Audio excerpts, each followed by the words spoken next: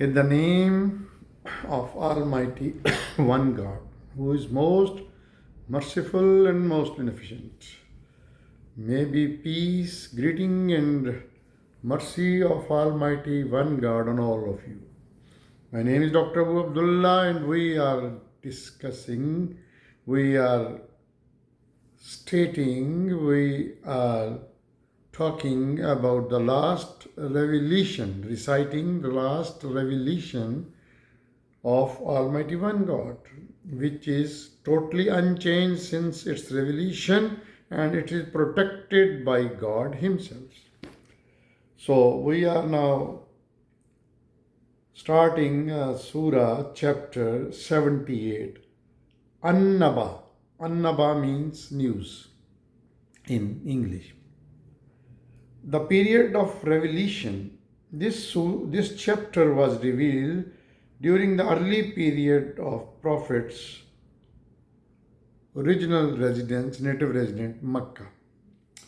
What are the major issues, divine laws, and guidance? Here is mentioned major issues I narrate. Creation of heavens, earth, mountains, and vegetation clearly. Points out towards the day of judgment. Second point, resurrection and man's accountability in the court of law. Number 3, the righteous will be well pleased while the disbelievers will be put in hell, where they will be treated with scalding water and decaying filth. So these are the 3 points. The theme of this chapter is to affirm the resurrection and hereafter, and to warn the people of the consequences of disbelieving it. When the Prophet, peace be upon him, Muhammad, first started to preach Islam at Mecca, his message consisted of 3 elements. Number 1, don't associate anyone with Allah, God, in His Godhead. Number 2, Allah has appointed him as His Prophet, Messenger, Rasul.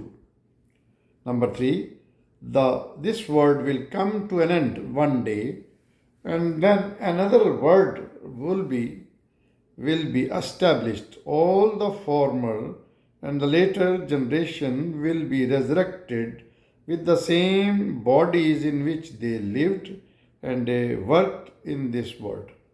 They will be called to account for their beliefs and deeds, and those who emerge as believing and righteous in this accountability will go to paradise or Jannah, and those who are proved to be disbelieving and wicked will live to hell forever.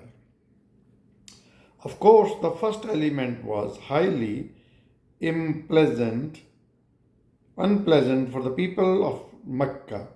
They were not disbelievers in the existence of Allah.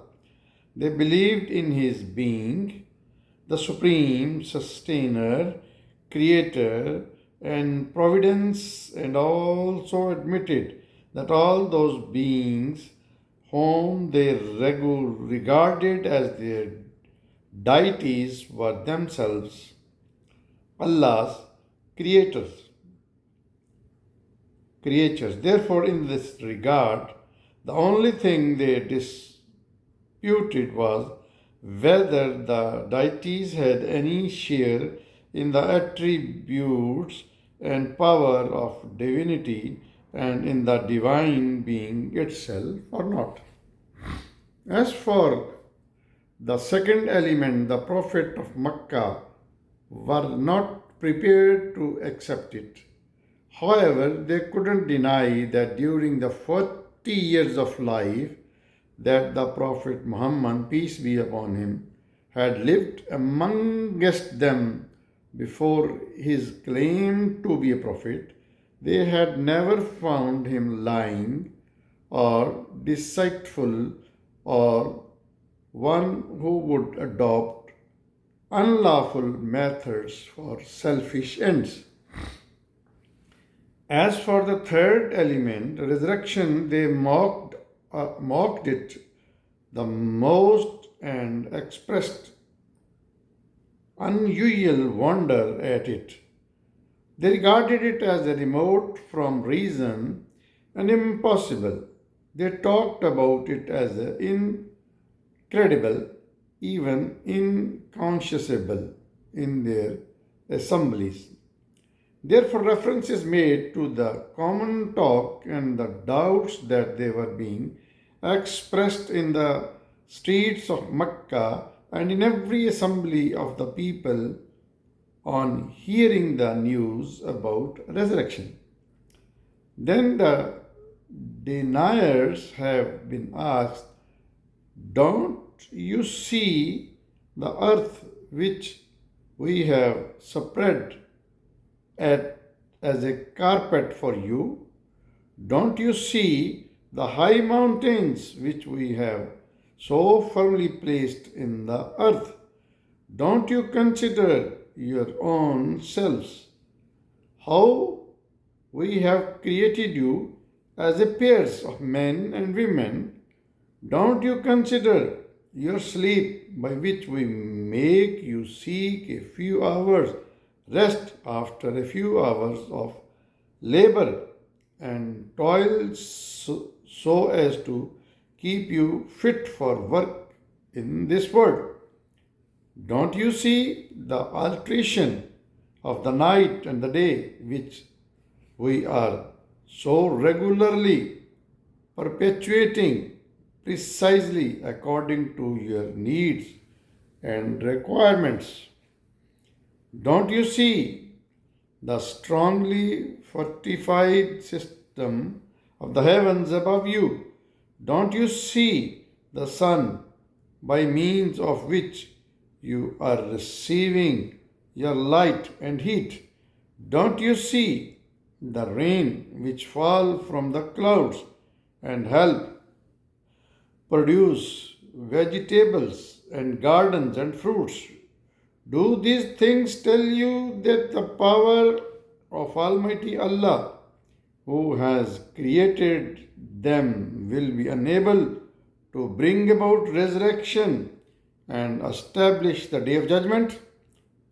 Then, from the supreme wisdom, which is clearly working in the world around you, do you only understand that even though each of these functions is for a purpose, life is yet meaningless? Nothing could be more assured and meaningless than to say that man, after being granted vast power of appropriation in the world, would not be held accountable for the actions. He should neither be rewarded for satisfaction work nor punished for unsatisfactory performance. In the conclusion, the divine court in the hereafter has been depicted, making it clear that there will be no question about somebody's getting his followers and associates forgiven. Now will speak without leave and leave by intercession will be given only for those who had acknowledged the truth in the word.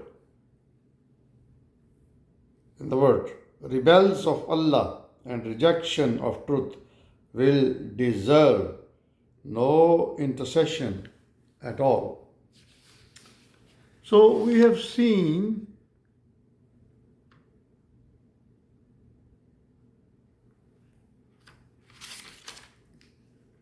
this AnNaba.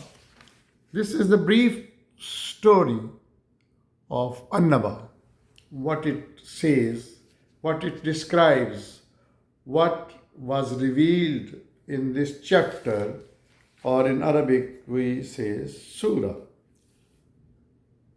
So here we end. We will continue the revelation in this surah.